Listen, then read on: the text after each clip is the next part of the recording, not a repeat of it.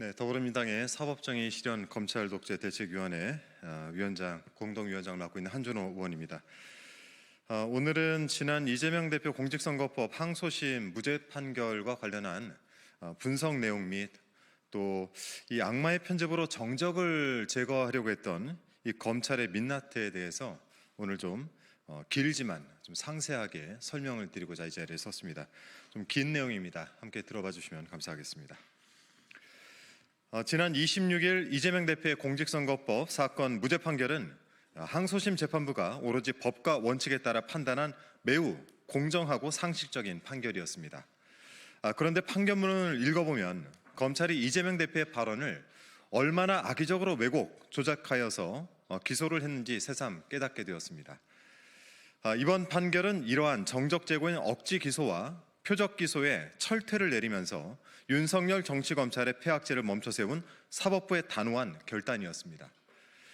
판결문에서 재판부는 공소 사실의 문제점을 하나하나 지적하면서 검찰 주장을 논박하고 있습니다. 해당 내용을 크게 김문기 관련 부분과 백현동 관련 부분으로 나누어서 살펴보면 다음과 같습니다. 먼저 김문기 관련된 부분입니다. 당초 검찰은 4차례 방송에서 이루어진 이재명 대표의 김문기 관련 발언들을 3가지 공소 사실로 분류해서 특정했습니다. 그런데 재판부는 대법원 판례에 따라 여러 표현 행위가 일시와 장소를 달리하여 이루어진 경우에는 개별 행위별로 허위사실 공표죄에 해당하는지 살펴보아야 한다라고 판시를 했습니다. 이는 검찰의 임의적인 공소사실 특정이 잘못되었다고 재판부가 판단한 것이며 또 검찰의 잘못된 공소사실 짜집기가 만천하에 드러난 셈입니다. 이재명 대표의 2021년 12월 22일자 발언과 관련해서 검찰은 이재명 대표가 성남시장 재직 시에는 하위 직원에 불과한 김문기와 교유하지 않아 김문기의 존재를 몰랐다는 취지로 거짓말을 했다라고 주장을 폈습니다. 하지만 재판부는 표현의 객관적 내용, 사용된 어휘의 통상적인 의미, 문구의 연결 방법 등을 종합적으로 고려해 보아도 이 발언은 단순히 시장 재직 때는 김문기를 몰랐다는 의미임이 분명하다라면서 누군가를 알았느냐는 질문에 몰랐다라고 답변한 것은 인식에 관한 것일 뿐 행위에 관한 것일 수는 없다라고 판시를 했습니다. 헌법재판소 결정내 및 대법원 판례 등에 따른 판단이며 인식을 행위로 둔갑시키려 했던 검찰의 거짓말이 확인된 것입니다. 또한 검찰이 이재명 대표가 도지사가 되어 공직선거법 위반죄로 기소된 다음에 대장동 관련 설명을 김문기로부터 들어 그제야 김문기를 알게 되었고 전화로만 통화를 했다는 취지로 거짓말을 했다고 주장한 것에 대해서는 이재명 대표가 시장 재직 때 김문기를 몰랐다는 발언을 뒷받침하기 위한 보조적 논거 또는 배경 사실로 제시된 것일 뿐 그 자체로 독자적인 의미를 가져 선거인의 판단을 그르칠 만한 중요 부분이라고 보기 어렵다라고 선을 그었습니다. 이재명 대표의 2021년 12월 24일자 발언과 관련해서 검찰은 이재명 대표가 김문기와 함께 간 해외 출장 기간 중에 김문기와 골프를 치지 않았다는 취지로 거짓말을 했다라고 주장을 했습니다. 하지만 재판부는 원문 전체를 살펴보아도 골프와 관련된 언급 자체가 없으므로 골프를 치지 않았다는 취지로 거짓말한 것이라고 볼 수 없다라면서 이 발언을 아무리 넓게 유추 해석하거나 확장 해석한다 하더라도 이를 이재명 대표가 김문기와 골프를 치지 않았다라는 의미로까지 해석할 만한 근거가 없다라고 판시했습니다. 해당 발언에 골프라는 단어조차 나오지 않았는데도 외부의 제3자가 말한 표현을 기초로 피고인 발언의 목적을 추론하고 다시 이에 따라 발언의 의미를 새기는 것은 사후적 추론에 따라 외연을 확장하는 것에 해당해서 문제된 표현을 접한 일반 선거인의 관점에서 표현의 의미를 새겨야 한다라는 대법원 판례의 정면으로 배치된다는 것입니다. 이로써 검찰이 이재명 대표가 하지도 않은 말을 했다고 옥토했다는 사실이 확인된 것입니다. 즉 법원을 기망하고 국민을 속이려는 검찰의 폐악질이 낱낱이 밝혀진 셈입니다. 이재명 대표의 2021년 12월 27일자 발언과 관련해서도 검찰은 앞서 언급한 공소 사실을 똑같이 주장했지만 재판부는 동일한 이유로 이를 모두 배척했습니다. 아울러 재판부는 검찰의 공소 사실이 시간적 선후 관계가 맞지 않는다라고 지적을 하면서 내용 중 실제로 기억이 없다라는 언급은 중복되어서 있다라고 판시했습니다. 다시 말씀드려서 실제로 기억이 없다는 언급은 중복되어 있다라고 판시했습니다. 즉, 검찰이 이재명 대표의 발언을 자의적으로 자르고 이어붙였다는 점이 명백히 밝혀진 것입니다. 실제 골프 발언이 있었던 2021년 12월 29일자 발언과 관련해 재판부는 하나의 질문에 대한 하나의 답변인 이 발언의 요지는 시장 재직 때는 김문기를 몰랐다는 것이고, 이를 부연 설명하면서 앞서 의혹이나 반론이 제기됐던 부분에 대해서 다시 자신의 반박 논거를 제시하고 있는 것이며, 골프 발언 역시 그 논거 중 하나로 언급되었다. 따라서 골프 발언이 그 자체로 독자적인 의미를 가진다고 보기 어렵다며 검찰의 주장을 일절 받아들이지 않았습니다.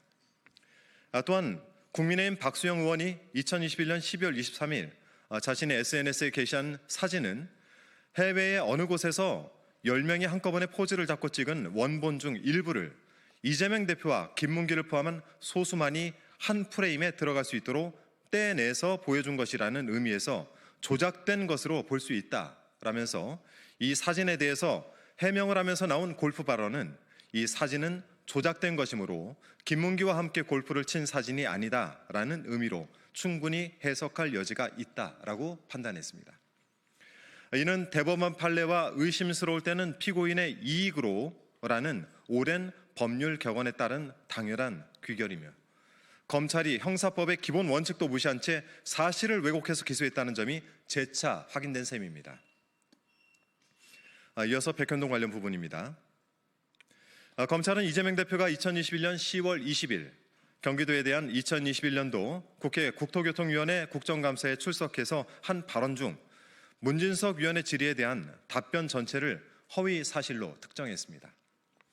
그리고 이 발언을 통틀어 이재명 대표가 백현동 부지와 관련해서 국토부의 혁신도시법상 의무 조항에 근거한 용도지역 변경 요구를 받고 불가피하게 피고인의 방침과 달리 백현동 부지의 용도지역을 녹지지역에서 준주거지역으로 변경하였다. 그 과정에서 피고인이나 백현동 부지의 용도지역 변경 관련 업무를 담당한 성남시 공무원들이 국토부 주무부서를 비롯한 국토부 공무원들로부터 혁신도시법상 의무 조항에 근거해서 용도지역 변경을 해주지 않을 경우 직무유기를 문제 삼겠다는 협박까지 받았다 등 두 가지 거짓말을 한 것으로 기소를 했습니다. 그런데 재판부는 백현동 관련 발언은 시간적 흐름에 따라 세 가지 발언으로 나눌 수 있다면서 백현동 부지 용도지역 변경과 관련해서 국토부가 요청해서 한 일이고 공공기관 이전 특별법에 따라서 저희가 응할 수밖에 없는 그런 상황이었다라고 답변한 모두 발언, 그 경과를 구체적으로 서술한 설명 발언, 그리고 이를 요약해서 백현동 부지의 용도를 바꿔준 것은 국토부의 법률에 의한 요구에 따라 어쩔 수 없이 한 것이다 라고 한 정의 발언으로 이렇게 세 가지로 구분을 했습니다. 설명 발언은 공공기관 종전 부지에 대한 정부 방침을 언급한 부분, 성남시가 기자회견을 통해 정부 방침에 대해 반대 입장을 표명했다는 부분, 성남시의 비협조에 대한 국토부의 압박을 언급한 부분, 국토부의 압박에 대한 성남시의 대응 및 그 결과를 이야기한 부분, 백현동 부지 용도지역 변경 원인과 그 대가로 얻어낸 성남시의 공공기여분을 설명한 부분을 차례대로 정리했는데, 재판부가 공소 사실만으로 판단하지 않고 이재명 대표의 실제 발언을 시간 순서대로 정리했다는 점에서 검찰의 기소가 공소 사실 특정 단계부터 문제가 있음을 사실상 인정한 것입니다. 검찰은 이재명 대표가 국토부의 혁신도시법상 의무 조항에 근거한 용도적 변경 요구를 받고 불가피하게 피고인의 방침과 달리 백현동 부지의 용도 지역을 녹지 지역에서 준거 지역으로 변경하였다는 거짓말을 했다고 주장을 합니다. 하지만 재판부가 제대로 정리한 실제 발언에 따르면 설명 발언 중 첫 번째부터 세 번째 부분까지는 성남시 공공기관 종전부지 전체에 대한 내용이고, 네 번째 부분은 백현동 부지를 제외한 나머지 공공기관 종전부지에 대한 내용이며, 마지막 다섯째 부분이 백현동 부지에 대한 내용임을 알 수 있습니다. 즉 이재명 대표가 세 번째 설명 발언을 하면서 활용한 패널에 의무 조항이 적혀 있었는데 이는 5개 공공기관에 관한 것이고 백현동 부지에 대한 내용은 아니었다라는 뜻입니다. 이재명 대표는 백현동을 설명한 마지막 부분에서 법률상 근거들이 명시된 국토부의 공문을 들어 보였는데 재판부는 이 의무 조항이 적힌 패널이 아닌 이 공문을 새로운 보조 자료로 제시한 이상 백현동 부지에 관하여만 언급한 정리 발언에 법률에 의한 요구를 그 문헌과 달리 이 사건 의무 조항에 근거한 요구로 한정해서 해석하는 것은 자연스럽지 않다라고 판시했습니다. 백현동 관련 발언의 의미는 문헌 그대로 국토부의 법률에 의한 요구에 따라 어쩔 수 없이 백현동 부지의 용도 지역을 변경하였다는 것이지 공소사실로는 도저히 해석할 수 없다는 뜻입니다. 이 역시 기존 대법원 판례에 따른 것으로 검찰이 이재명 대표의 발언을 문헌 그대로 해석하지 않고 중간을 생략하고 앞뒤를 이어붙여 조작된 내용으로 기소를 했다는 것이 드러난 셈입니다. 또한 재판부는 이 발언의 핵심은 어쩔 수 없이 또는 불가피하게라는 표현에 있다라고 할 것이고 이 표현은 그 문헌 자체로 보더라도 어떠한 사실이 특정되지 않는 상대적, 주관적 개념이라면서 이는 전체적으로 의견 표명에 해당하므로 허위사실 공표죄로 처벌할 수 없다라고 판시했습니다. 헌법상 표현의 자유의 우월적 지위, 형법 법규 해석의 원칙에 비추어 어느 범죄에 속한다고 단정하기 어려운 표현인 경우에는 원칙적으로 의견이나 추상적 판단을 표명하는 것으로 파악해야 한다는 대법원의 판례에 따른 당연한 결론입니다. 해당 발언의 허위성 유무에 대해서도 재판부는 제출된 증거로 판단할 때 허위라고 볼 수 없다라고 명확히 밝혔습니다. 발언이 전체적으로 의견 표명에 불과함에도 검찰이 허위성 주장을 계속하자 이에 대해서 재판부가 아니라고 못을 박은 것입니다. 검찰이 백현동과 관련해 두 번째로 주장한 협박과 관련한 공소 사실에 대해서도 재판부는 이 발언만이 독자적인 별개의 의미를 가져 선거인의 판단을 그르칠 중요한 부분이라고 보기 어렵다라고 판시했습니다. 이어 직무유기를 문제 삼겠다는 협박 행위를 한 주체는 국토부 공무원들이지 이재명 대표가 아니라는 점을 분명하게 밝히면서 성남시가 공공기관 종전부지 용도지역 변경과 관련해 장기간에 걸쳐 다각도로 압박을 받는 상황이었음을 인정할 수 있고 직무유기를 문제 삼겠다는 협박은 당시 성남시가 국토부로부터 받은 상당한 강도의 압박을 과장하여 표현했다고 볼 수는 있으나 이를 허위사실이라고 단정하기는 어렵다라고 판단했습니다. 당시 성남시의 상황을 있는 그대로 정확하게 짚어준 판결 내용입니다. 정리해보면 검찰이 주장했던 5가지 공소사실 중 3개는 독자적인 의미가 없는 것이었고 남은 2개도 허위사실 공표죄의 공표 대상인 행위에 관한 발언이 아니거나 허위사실이 아닌 발언을 해석을 달리해서 잘못된 내용으로 기소를 했다는 것입니다.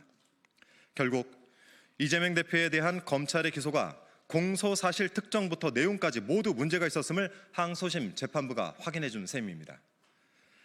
똑같은 발언을 왜곡해서 마치 여러 건의 위법 행위를 한 것처럼 기소 내용을 부풀려온 검찰에 대한 법원의 엄중한 경고였습니다. 2024년 기준 제2심 무죄율이 1.36%에 불과한 우리나라에서 검찰의 공소사실이 모두 배척되면서 무죄 판결이 선고된 것은 이번 기소 자체가 거짓이었음을 보여주는 확실한 증거입니다. 이는 곧 이번 기소의 목적이 오로지 윤석열 정권의 정적 제거에 있었음을 뜻합니다. 이번 사건을 계기로 악마의 편집으로 이재명 대표에 대해 사법살인을 시도한 윤석열 정치검찰의 추악한 민낯이 모두 드러났습니다. 이제 더 이상의 용서나 타협은 없습니다. 10명이 넘는 검사가 본연의 역할을 저버리고 2년 넘게 야당 대표를 스토킹하면서 거짓 프레임이나 만들라고 국민 세금으로 월급을 주는 것이 아닙니다. 민주주의의 말살의 대표적인 수단인 정적 제거에 앞장선 검찰은 이미 반민주적, 반헌법적 범죄 집단입니다. 빛의 혁명으로 이룰 새로운 대한민국에선 지금의 검찰은 없을 것임을 분명히 말씀드립니다. 2025년 3월 31일 더불어민주당 사법정의 실현 및 검찰 독재 대책위원회였습니다. 고맙습니다.